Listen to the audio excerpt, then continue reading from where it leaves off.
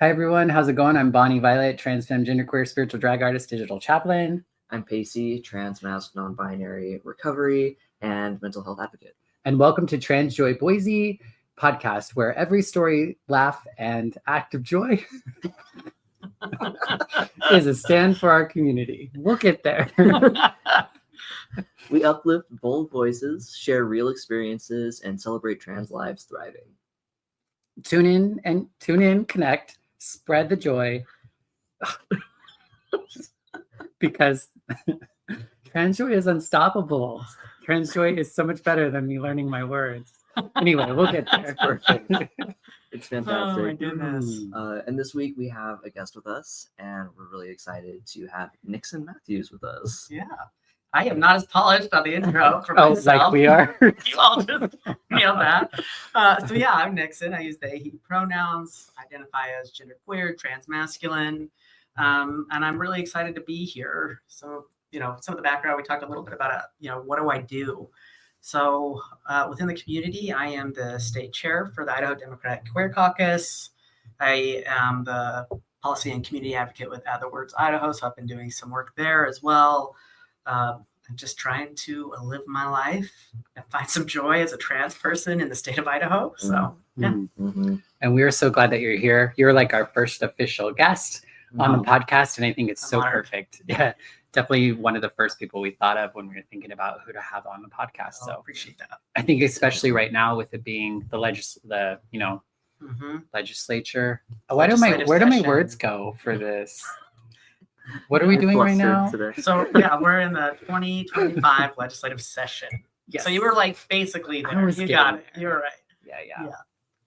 Yeah. And everything is so unbelievably heavy right now. Yes.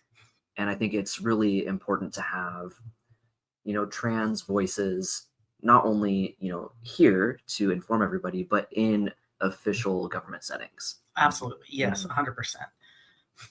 Representation is so important, especially now. We need to be able to have people who have a say in the matters that are impacting their day-to-day lives. And these are the issues that impact us directly as LGBTQ folks, as trans folks. But we talk a lot about intersectionality and all of the issues that impact our lives. So that includes housing and education and healthcare and all of these things beyond just the really terrible bills that are trying to take away our rights as human beings. Yeah. And how many trans folks are kind of lobbying or actually at the state house right now? That is a really good question. Just to put you on the spot. Well, I know I am. I know that there are like a few in different types of capacities. Right. Hardly any.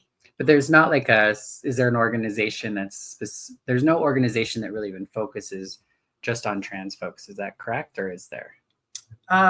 Within the lobbying, no. But usually it is like LGBTQ focus. So like the Idaho Democratic Queer Caucus, we're situated within the Democratic Party. And so our work is partially legislative, and it's also partially within the party to bring in more representation and make sure, like, as a party itself is learning, becoming informed, and then also like advocating and standing true to the democratic values that they espouse, right? So as far as lobbying, though, I know that there are people who do this work. I don't know if there's any other registered lobbyists who are trans. And I'm so sorry if I am missing anybody, because there are trans people involved in the work, but in terms it's minimal, and it absolutely should be more. Yeah. What about with things changing? Like, it seems like trans and non-binary folks are just being completely erased by this administration. So I worry, because I look at you and I think that there are so many folks right now that are feeling completely helpless. Yeah. And they see someone like you that is actually in a position, or with people that are in the position to actually make change. And I think that the erasure of, us is going to kind of eliminate that source of hope. Yeah, I mean, I think that's fair. And that's what is hard, right? Because, we see with the executive orders that Trump has signed, and I was recounting and going through as best I could this morning, which is a depressing way to spend a morning. Right. I think there's 11, maybe more that I'm missing that either directly target LGBTQ folks. Let's be honest, primarily trans folks, and that just goes down to trans women of color, etc. Right? 11, I think maybe more. Yeah. But Idaho has, or 10, I think is what it is. Idaho has 11 bills that have been introduced targeting the LGBTQ community, and it follows the same line, primarily trans folks. Right? And so we're seeing this massive influx of anti-LGBTQ, anti-trans legislation that is terrifying. Yeah. And it is all meant to erase us. Right. Literally, we passed a sex and gender bill last year in Idaho that makes sex and gender a synonym, right? So effectively, we lose our identity in Idaho statute. Well, this year, Trump signed an executive order doing the same thing. So it's on a national level. On a national level. So we're ahead of the game on this one. Yeah. Good old Idaho. Yeah. Good old Idaho. Good old Idaho. We're finally, usually, we're so far behind, but, in this, we're ahead. And what other, can you speak to some of those bills? I know I saw you give testimony on a medical kind of where folks could choose not to serve a person because of their own personal beliefs in like a hospital setting or. Yeah. So that's called the Medical Defense Act. I can't remember the number right off the top of my head. But essentially what it does is it allows healthcare providers, everything from a doctor to an insurer, to deny care based on personally held religious beliefs.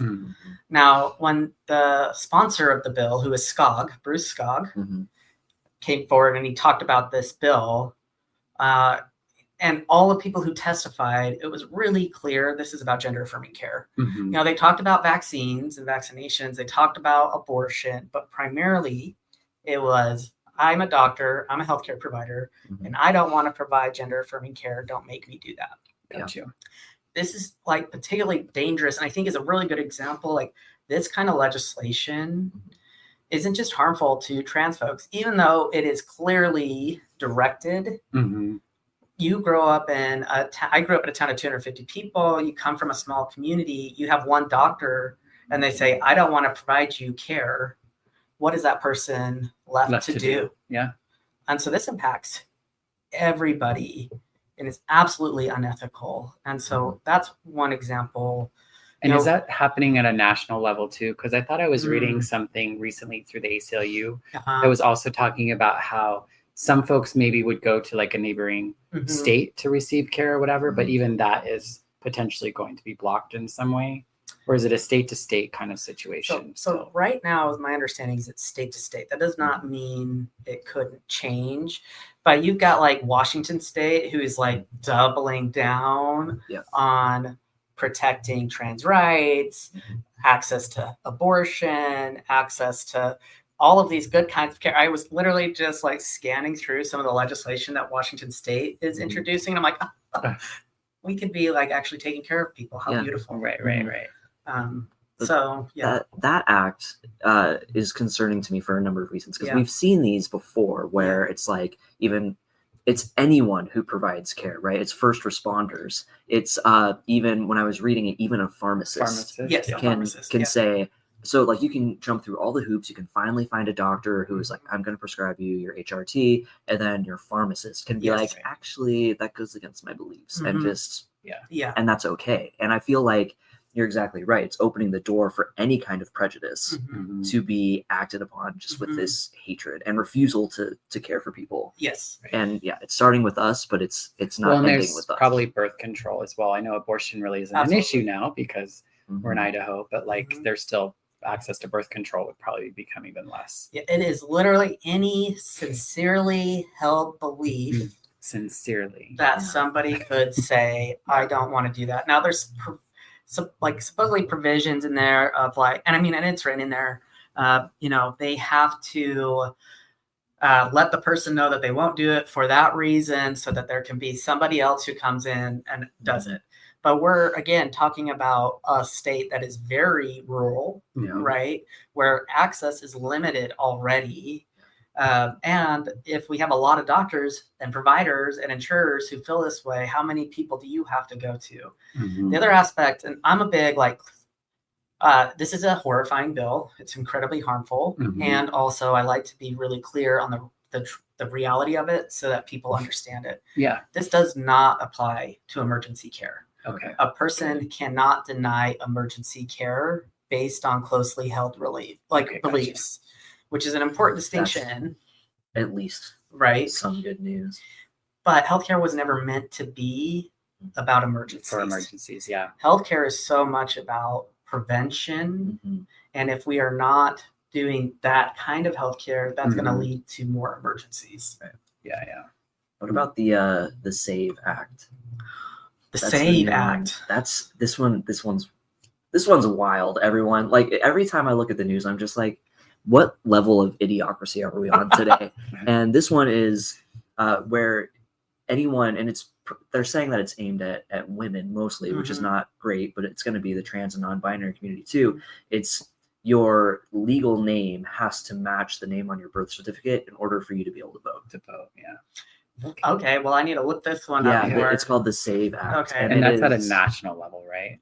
I'm not sure, but that was introduced. A woman from Utah talking about it on TikTok. So I think it's more of like a national. It's not one I've heard in Idaho. Yeah, I'm pretty close to those, but it's definitely something I will look into. Yeah, because it's gross. Well, and when Trump, one of the executive orders that Trump signed was one rescinding many of the Biden administration protections or executive orders, 7 of them being protections that were focused on the LGBTQ community, including a voting one. And so, we're looking at the executive orders that he signed that were horrible. Well, he also rescinded a bunch of them.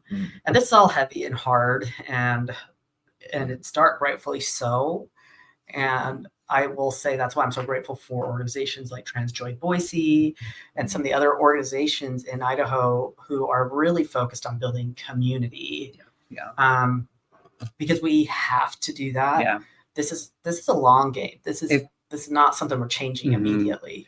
Well, and it's like I don't know how you do it, to be honest, because I feel like so powerless as it is and kind of like what's happening politically. So I think that's why a lot of our work has been about trying to take care of people right now in the moment, regardless of what's happening. But like you go every day, or you go there most days, and you're talking with these people that a lot of the times they don't care. Right. They don't seem to be open or interested. How do you, first of all, thank you. And second of all, like, how do you get up every morning and do that?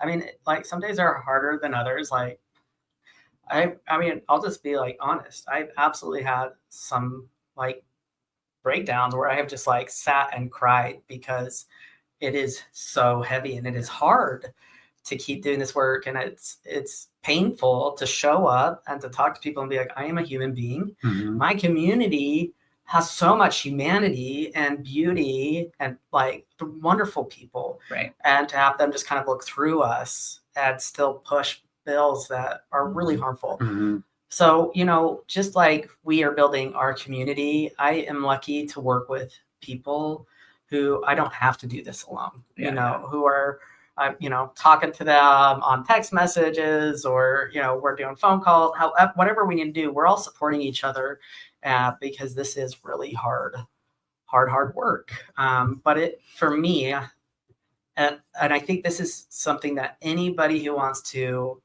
and however you want to get involved, find the thing that you get kind of excited for. I don't know, maybe I'm a masochist. I don't know. The thing that gives you a little bit of energy, the thing that you feel like you do well. Yeah. And let that be what you focus on.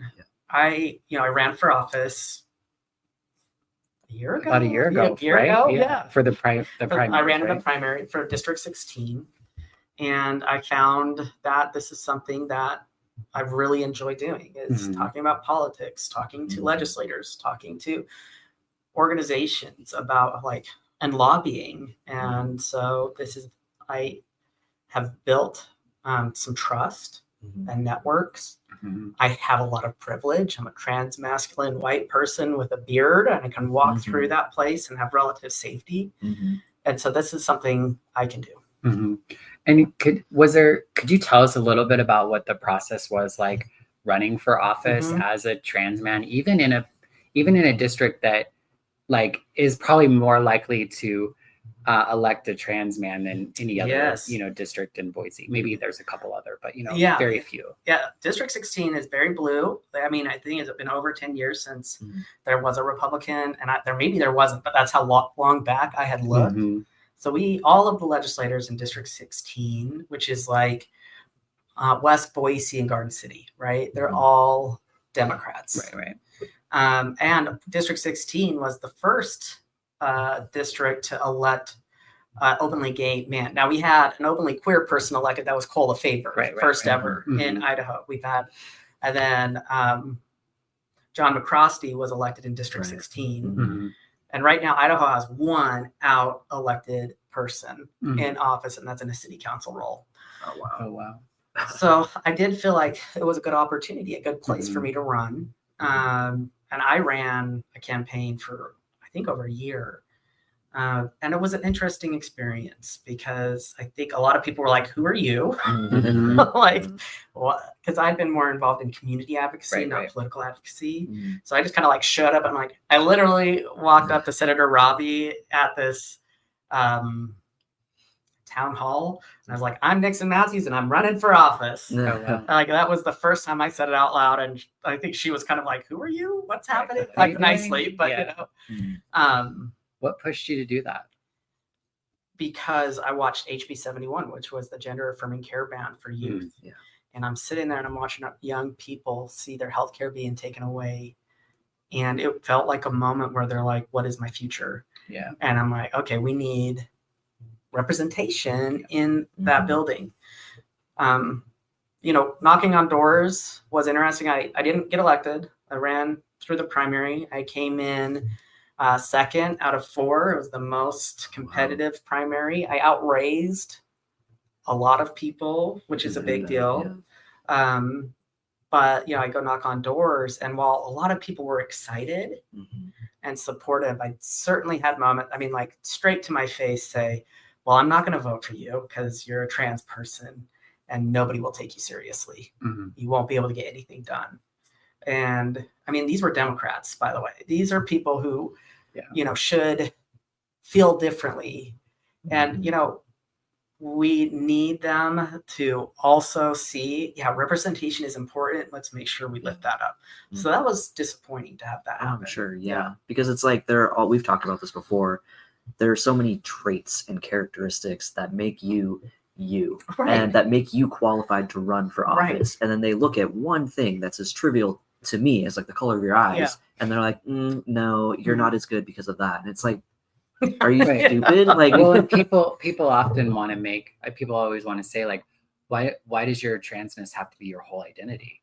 And it's like, as much as, I think there are times when we can fall into that ourselves. I know I've fallen into that myself, but also the world doesn't let us.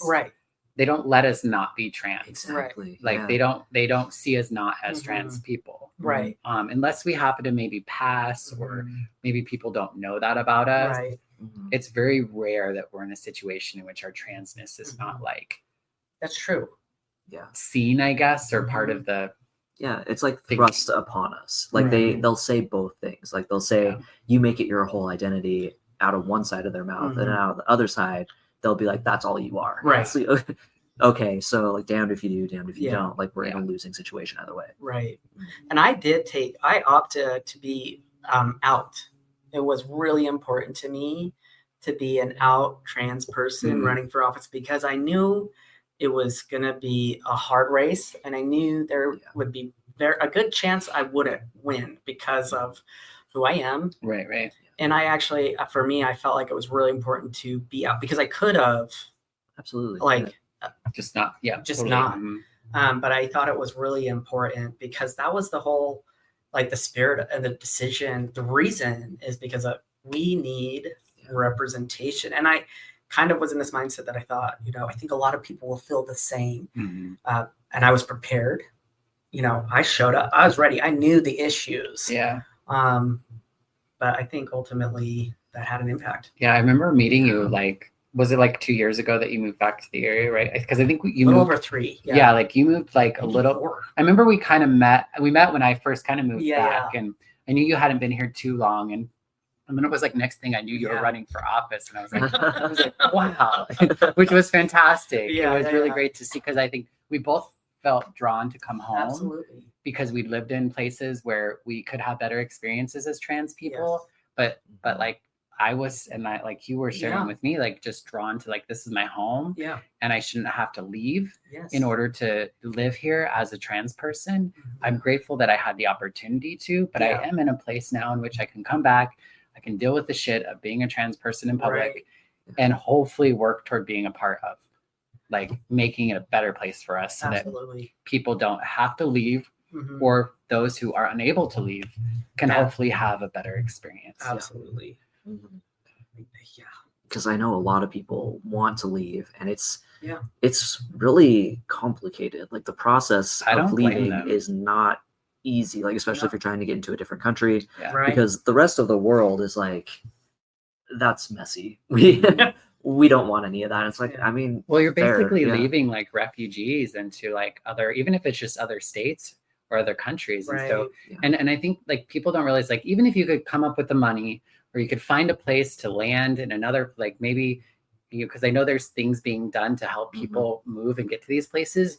You're still in a new city, a new state, a new place, and you've left your whole, you know, you've mostly had to leave all your friends, all your community in order to kind of go to that. And it's a huge thing, especially in the middle of a transition and everything else.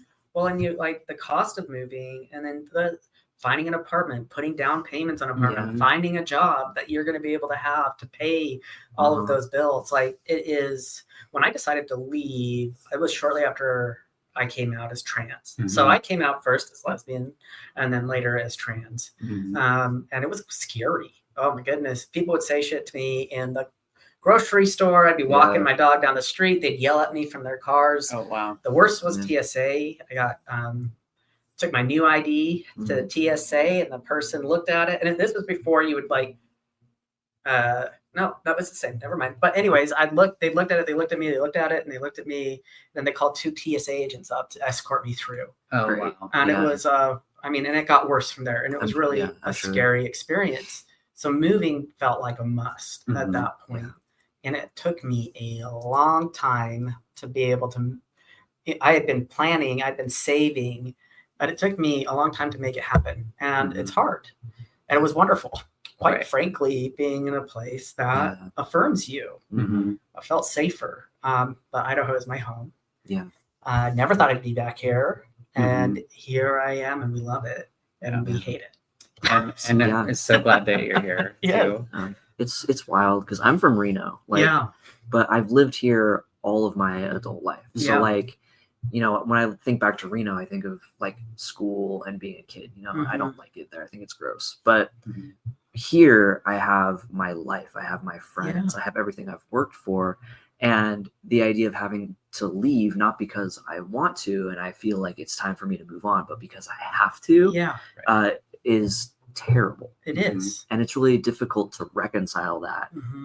But you also have to balance, like, well, is it safe to be here? Right. You know, because in my transition, I'm still at that point where people harass me in public. And there are times when like I feel like this is not safe. You know, and I know that Idaho, Boise in particular, is much safer than most other places. Just because Boise is a safe town. But even like to take that further, and then maybe this isn't the best question for you, but I've been wondering this for a while because, you know, we now live in a state in which young people don't have access to gender affirming care.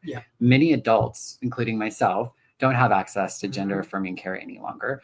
They're working on getting ready to pass a bill around making it like around facilities to where trans people can't use the restroom basically in public. There's all these sorts of things that are happening at a state level as well as a national level. But I'm curious, what could a city do? Like, could a city deem itself a sanctuary? And because in a lot of ways, gender affirming care is a life or death situation. I used to do needle exchange work. And back in the day, you could get syringe exchange programs to work in cities where it was illegal. If you could get, the city would deem it like an emergency situation, Right. in which then people could inject, and then they would give them the stuff, so it can be safer. And, and the police would not, reinforce it. And there was like, the city was on board. Yeah. And I just wonder if the city could do something like the city of Boise could do that and help trans folks of all ages access gender affirming care, could pee in public or even just exist in public in Boise. Right. It seems like that maybe a city could remove all state funding, remove all federal funding in order to provide care to a very small group of people, but enough in which we could have protections. Yeah. So I want to talk about a couple things I know, to answer that. No. So the facilities bill, one thing I wanted to know, and this it's a horrifying bill, absolutely horrifying. Yeah. I just wanted to clarify a couple points in that right now the scope is specific to terribly. So it's specific to like the word is escaping me. So schools. So like post-secondary schools, K through 12. It is specific to I need to bring this up. My brain just like blanked on these correctional facilities. So schools, correctional facilities, and then there was one other. It's not general public. Okay. So that's good to know. It isn't. It's not impacting private businesses. So that's one of the things. This is like a foot in the door bill, right? And so it has a limited scope right now, and maybe next year they decide to actually increase that. So they are not, but just. I'd heard maybe the airport was part of that. Is that true or no? The airport wasn't on the list. Okay. And so I had expected when this bill came up that it would be government facilities, it would be all of these things. Those were not included. Okay. It was specific to a set and like schools and corrections. How about like higher level, like college, university? So, colleges and universities. And then there was another one, and it's just escaping my mind. But it is not the general public. And so I encourage folks to DMV go look at it. Or no, nothing like that. I know I'm just throwing things out there. Yeah. So what I would encourage folks to do is go read, because it specifically lays out the areas that it is impacting. Still horrifying. It still impacts a lot of people, and it could open up the door for something more, which we wouldn't be surprised to see. Right. So I just wanted to note that. Of course. And we can share some links in the show that would be great. On how folks can get more information. I think that's great. Yeah. So to the second bill, like, could a city do that? That's a good question. I don't actually think I would, like, what they would have to do to be able to do that. So we know, like, state legislature has an impact. So two of the bills going through right now are flag bills that impact schools. So you'll hear sometimes the argument that is coming up is like local control and leaving it to the cities to make these decisions. And so that's a way to like lobby these legislators and say, let's not pass this as a state law. Let's allow cities or school boards to own that. But they're not, but they're passing these bills that impact the entire state. The entire state, yeah. I don't know what a city would have to do to, or if that is possible for a city to do. Because like Olympia was declared a sanctuary city. But in Washington state, that has state policies that support. Yeah. Yes. Because that makes sense that if you pulled all of the government funding, federal funding, it wouldn't matter because it's not state run at all. It would just be a private thing. I feel like theoretically it would work, I think. But I think that's so... but some of the stuff is like, it's more about litigative. So like some of it is like, maybe it's not like a police officer arresting you, but it is about receiving care from a provider. Or then a lot of the times it's like somebody's getting sued, right, for doing the thing, whether it's like the facilities thing. So the facilities, this facility. So then you'd almost have to have like the prosecuting, you know what I mean? Like I think you'd have to have the prosecuting attorney as part of that too, beyond just the police unwilling or not willing to, because there's lots of laws that never go anywhere. So like, well, let's go back to Olympia as an example. So they declared themselves a sanctuary state. And so what that sanctuary city, and I think Washington in itself, Minnesota has done this as well.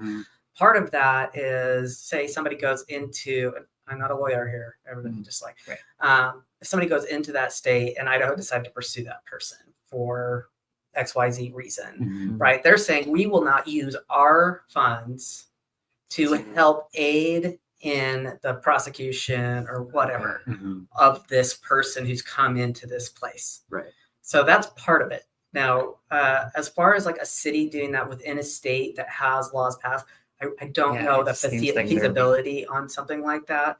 And like what would actually, that would require the impact on the city. I just don't think that you would see that in a red state. I don't, again, I'm not a lawyer, so like, I don't understand. And you'd like almost have to have the clinic in like City Hall or something, you know, because then that's maybe just all funded by because I just feel like there's so much intermixing of like state funding, federal funding, city funding, and everything that there's probably very few places that is just city. Yeah. Because even the streets and the, you know what I mean? Like I just think it would probably be really difficult to. If possible. Difficult, if even possible. Yeah. I would say. But it doesn't mean like, what's interesting then, I mean, that's where we have our city councils, right? So Boise State has gender identity and sexual orientation as a protected identity or a protected class in our city. Okay. Statewide, we don't have that. That's the whole add the words bill thing, right? Where we tried to get gender identity and sexual orientation into the Idaho Human Rights Act. We weren't able to make that happen. We've got one hearing. That's it. 10 years ago. We've never been able to make that happen. Almost exactly 10 years ago. Almost exactly 10 years ago, right? So, but we have many cities in this state that have protections within the city. And that is, then we've got the city level government, so our city councils. And then you look at our school boards. So when you look at some of these bills that are impacting our school or some of the issues impacting our schools, well, school boards have a lot of power with what that school district or that school is doing, right? And so that's the different layers of government. So from the Idaho Queer Caucus standpoint, when we talk about representation, you know, I ran for state legislature, right? But there are so many different positions that we could get representation that would have a real city council, school boards, thinking about even like parent of trans child, public libraries. There's so many different boards or positions that we could have queer people in that could really make a positive impact. And so, you know, because it's going to take it at all levels. Yeah. And that's what we need. We need people at all levels to be fighting because they have different kind of focus areas and abilities to impact for good or negative, which, you know, leads to voting. And we have low voter turnout in the state of Idaho, right?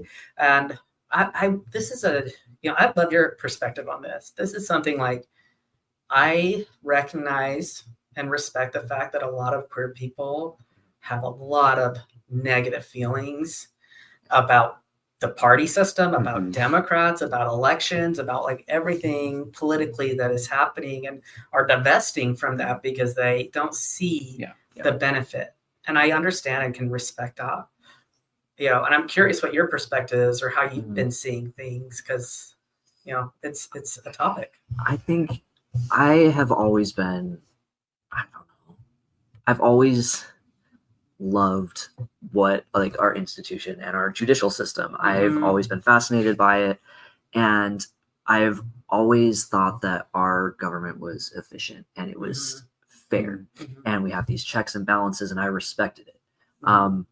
And I lost a lot of hope and faith in our government with the last election, not only because of what happened, but because it seems like they're not fighting for us. And I feel like regardless of like the party system, it doesn't matter. Like right now, what we have is we've basically got the two-party system because we've got the third party, but the way that we're set up, that's never going to fucking happen. And I think a lot of people voted third party to just kind of be like, fuck the system, I'm doing this, I'm trying.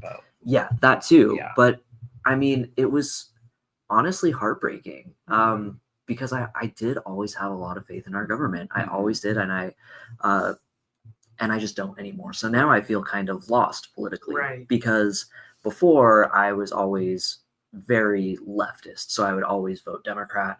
And now I'm looking at these Democrat officials, and I'm like, you guys are, what are you doing? What are you I doing mean, most for of them us? don't even really stand up for us anyway. yeah, Like they might try to placate us or like try to get us Mhm. on their side, but when it comes to like a bill Yeah. or something actually happening, they're like silent or Mhm. not very like. And to me, it doesn't make sense to me, because a lot of times it's like you're already seen as a Democrat, leftist, liberal, like whatever, because you're not Republican by them. Right. So why are we playing games? Right. Like, why are we trying to make niceties when you're not going to think anything less of me? And I think it's so important for like people who are in office right now to be standing up for us, and we need to see that, and we need to hear that more than anything, even if it falls on deaf ears. Right. Like we need that more than ever. And so I don't understand how, I guess like that lukewarm kind of like support of us is just it doesn't even make sense to me in my mind that people would be that way. I've always been, for years, I have not participated in voting and those sorts of things, and I didn't even vote for you, and you're on my district. and that was not because I didn't want to vote for you. It's because, well, partly I'm in my transition. My name is still my birth name, and my gender is still my birth gender. And then it's like, so I wasn't sure I could actually go and vote.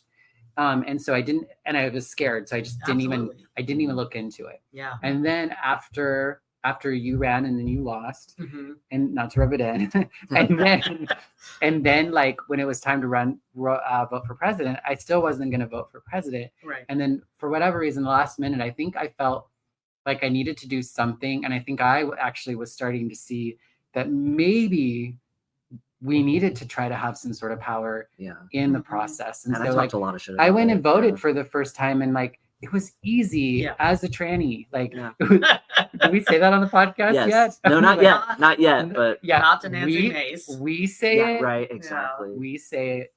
Not You Nancy don't. Mace. That's right. Yeah. But yeah. So and it was actually a lot easier, and they actually even like announced my name as Bonnie Violet, even though I filled out everything properly. They actually misgendered me when I went in and went to vote. They actually put female, and I was like, we need to put male on that, because I know. I don't want my vote to like. They got your gender right, but but it wasn't on paper, and so I was like, I realized like I want to make sure that this vote really counts. I don't want somewhere down the road for somebody to decide to have a problem. Yeah. And then at the end, when they say, "What is your name?" and they're like, "Oh, Bonnie Violet cast a vote." And I was like, yes. So I love that. So I think for me, I felt a little bit more empowered in some ways, but then also like, I don't know how you do what you do. Right. Because like I used to think I would be the girl that would go give testimony and testify and do all that stuff. But I just have a really hard time. I see people just spill out their guts and tell everything that needs to be heard. And it just like, it doesn't even care. And if anything, somebody might decide to ask you some asinine questions that are like even worse. And I'm just like, I don't have it in me, I think, anymore to put myself into that. And I don't know how you do it. And we need more people like you, though. Yeah. Well, do you think? I mean, this is like top. I spend, unsurprisingly, probably weirdly a lot of time thinking about this. This is on my mind a lot. And, that's part of the work that, here's the plug for the Queer Caucus, the Idaho Democratic Queer Caucus, is like our focus is on the community. And that's how we position ourselves, as we represent the queer community first. We don't represent the Democratic Party first. Gotcha. We see our role as one, helping our community like engage and understand this process so they can participate in a way that feels effective, as positive as possible, which is not very positive, right? And safe. Right. And so that's like, some of that is education. Okay, you are a trans person and your documentation doesn't match your gender identity. Here are some of the things that you can do to navigate that, right? The other aspect, and like during the legislative session, a lot of the work that we're doing is talking to legislators, and specifically to our Democratic, to the Democratic legislators, and talking to them about, okay, here are the bills. Here's the problems with these bills. Here's, talking points. Here's how, this is what community needs to hear from you. And so that is part building relationship. I do not think that any party or, this kind of political system is our way of getting to liberation. Right. I see this work as harm reduction. Right. And that's how I view it. And that's kind of how I walk into those spaces. Now, testifying, if that is something you want to do and feel good about, do it.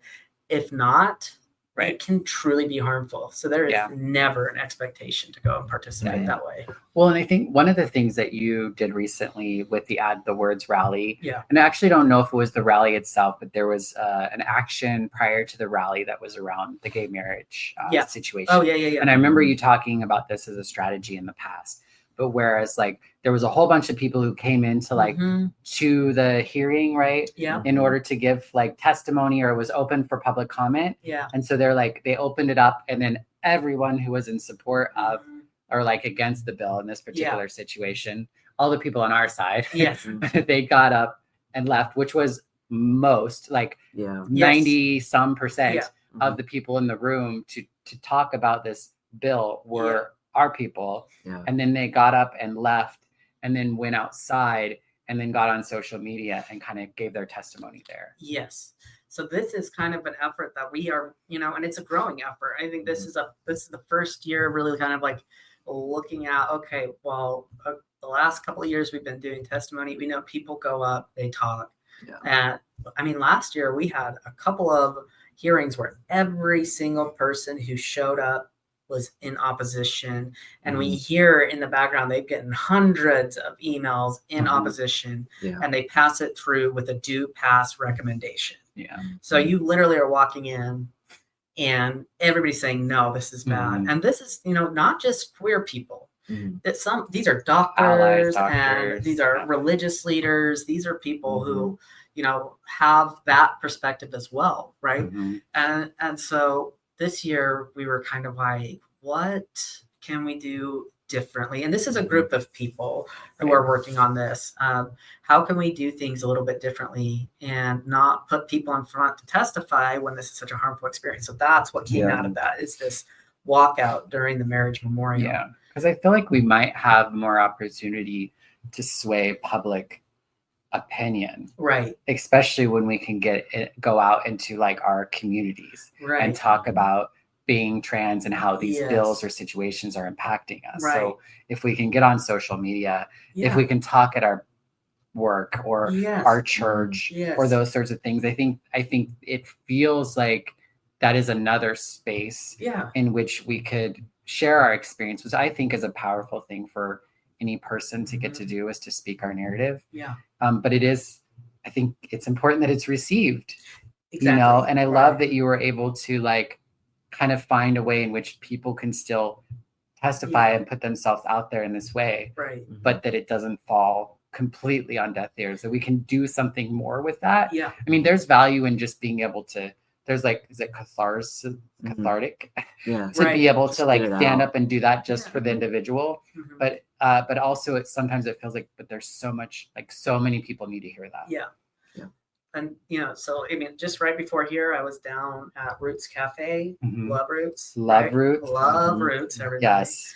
And it was with the District 16 Dems group. And every month they have a coffee there. And so as the queer time? No, I'm just joking. Actually, it's 10:30.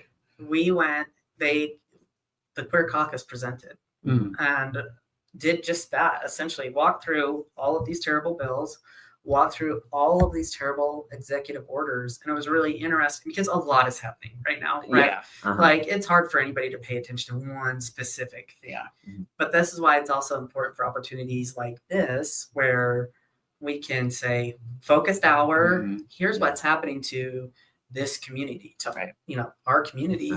And it was really interesting. I heard some gasps. People didn't quite realize what was going on, truly how terrible it is right now for trans folks and queer folks, right? And then you add immigration on top of that, you add all of the education on top of that, abortion, all of these other aspects, impacts on the disability, all of these things. Like there's so much of it. It's hard to focus, but it's important that people who hold privilege hear it, Yeah. and understand Absolutely. that they have more power. And I've already said this, like, I can walk through the state house and have relatives safely because in our community, I hold a lot of privilege. So you got to use it. Yeah. And we could talk about a lot of different things today. I know we talked about that ahead of time.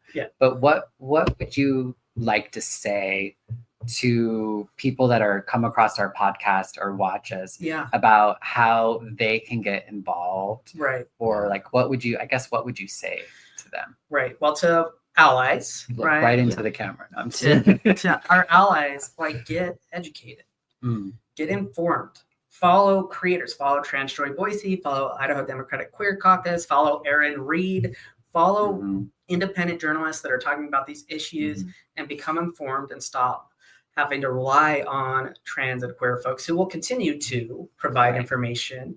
But this is in part learning it for yourself and take action. Today I asked the District 16 Dems, look at of the 11 bills, not all of them are still active, but of the 11 bills that have been introduced, pick 2 that aren't the marriage memorial, because let's be honest, terrible, but this is not the highest level of, it's concerning, but it's not where they attack. 14 Republicans voted against the marriage memorial in the House. It's not the most pressing. So pick 2 outside of that, reach out to your legislators and let them know you do not have a problem peeing next to a trans person, let them know you're okay with trans people being in your space, queer people being in your space, and you want them in Idaho. And then to community, find community. This is a time to do and prioritize your health and your needs and finding joy to give you the energy for tomorrow.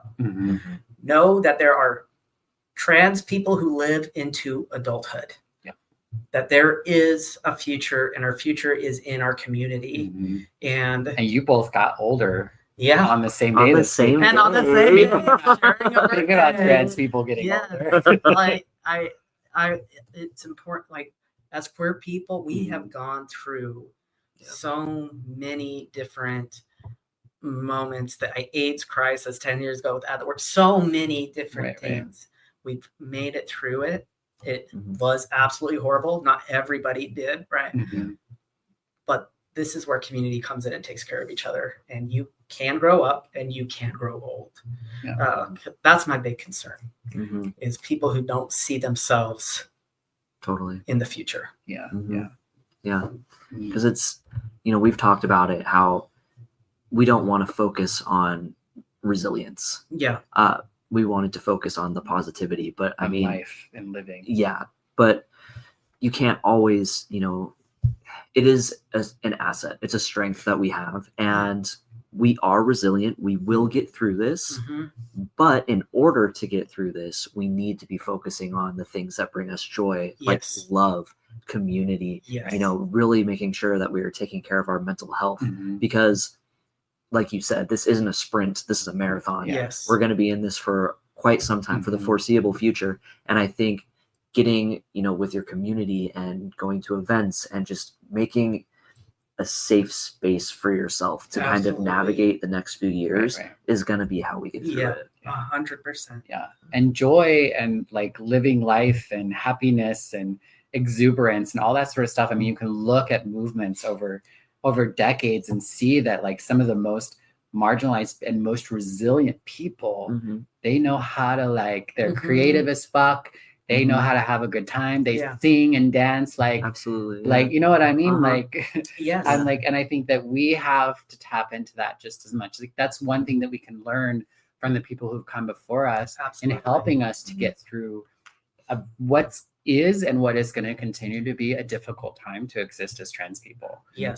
Absolutely. Like, it's important. It's just as important as, like, going to our jobs or getting our documentation or having, like, escape plans or like all these sorts of things. Like, it's just as important for us to carve out time to just be in community with one another, wrapped around fun things, or just nothing. Just sitting on the couch. That was wonderful. Last week, sitting on the couch with you for, like, 3 hours? I know, it's so great. It was really cool. And that's how we have that's how we build up our ability to continue to do the work that we need to, because there's that side of it, but it can't be our whole identity. Yeah. And I'm learning that. I am not great at that. And I think that there's a lot of us who can kind of struggle. We're just like, okay, even the people who are making joy for others, right? It's like go, go, go, go. But Oh yeah. I mean, that's why I enjoy getting to have time with you. I mean, I enjoy you anyway, but it's nice to be able to like be with another trans person who's kind of, you know, in this position in community, right? Because it takes a lot, you know, and I'm not bitching about it, right? Like, but there are challenges with being in the positions that we're in that kind of sometimes make us feel outside of community, or it's hard for us to connect with community in a way that doesn't feel like we're having to be something. You know, whatever, we're having to be strong, we're having to be joyous, we're having to be, which sometimes can be not authentic, right? You know what I mean? Totally. And so like it's easier when we can, I think, be with community in any capacity, but I think also especially with folks who are doing the work, to just kind of like let your guard down and not feel like you have to be something 100%, or in some way in order to have a positive impact on like the people around you. Yes. You know what I mean? And that, I mean, there's a lot of people who are like trying to come into organizing or who have been organizing. And I think I think this is forcing us all to kind of look at this and say, okay, how do we do this work that is going to be sustainable and also enjoy it? And like, how do we also bring our resources together? We are a community with limited resources. That is just the reality. And so, you know, I also would just invite people who want to get involved in this work, reach out to the organizations in your area and see how you can plug in, because doing this work alone is too hard. And so always connecting where you can, and let's like band together our resources, because what that does is it makes it possible when you get tired, well, that somebody else could step forward and vice versa. And that's what comes with like working with community. Yeah. And that feels like an organic place to kind of remind people to join the wait list for the app that for the community that we have coming up, because that is an effort for us to just kind of compile all of the resources that we have for anything trans and non-binary related in this community for people to access. Right. And a safe container in which for that to happen, for us to be able to, I think, provide mutual aid for one another, to show up for one another in real ways and in ways that feel, because, you know, just on social media, just out in just out in public, we don't always have that sort of space in which we can be a little bit more vulnerable and connect in the ways that we need to connect in order to, you know, grow. Yeah. We could put the link for that in the description. Yeah, definitely. Yes. I think that's good. That was. Is there anything else you'd like to say before we go? Thank you for having me on. This was lovely. I always enjoy hanging out, talking about stuff. As I tear the place out. Yeah, thank you for being here. Yeah, it was really fun. Yeah. Yeah, and thank you all for joining us, listening to us, or watching us. And see you in the next